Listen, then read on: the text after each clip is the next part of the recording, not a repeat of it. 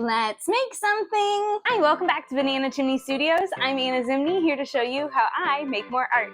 Today is a day I'm so excited for because today I get to give you a sneak preview of my upcoming book, Judy's Birdhouse. The book officially comes out July 1st. I will be doing a big event at Beaverdale Bookstore July 1st at 6:30. Anyone who wants to come, I'll be giving a full presentation on how I made the book, as well as doing the first ever full public reading of my book.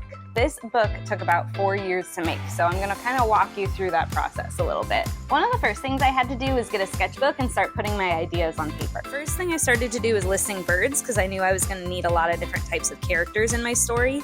Then I started drawing out what they might look like.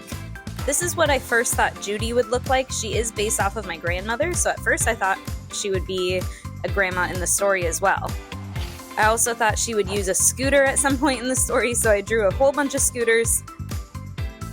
Started drawing different characters as well, and started to get an idea for different colors I might want to use, or in this case, what colors I didn't want to use.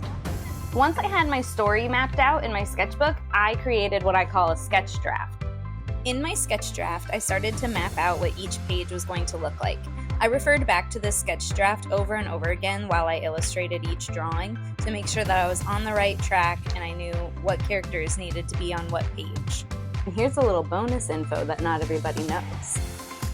When I drew the dedication page, I wasn't sure what it would be used for. Every time I created a new drawing, I would refer back to this one, making sure I got each character's colors correct so they were consistent throughout the entire book.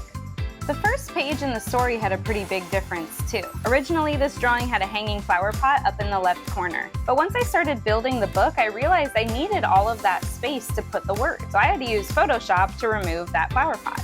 And now, a sneak preview of Judy's Birdhouse.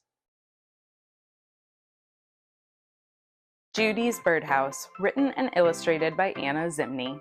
For Grandma Judy and my entire flock.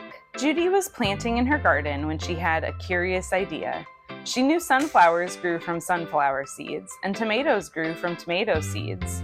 What would grow from bird seeds, she wondered. She planted the seeds, watered the dirt, and waited to see what would grow. It wasn't long before Judy heard chirps and squawks coming from her flower pot. Judy's bird seeds had officially bloomed.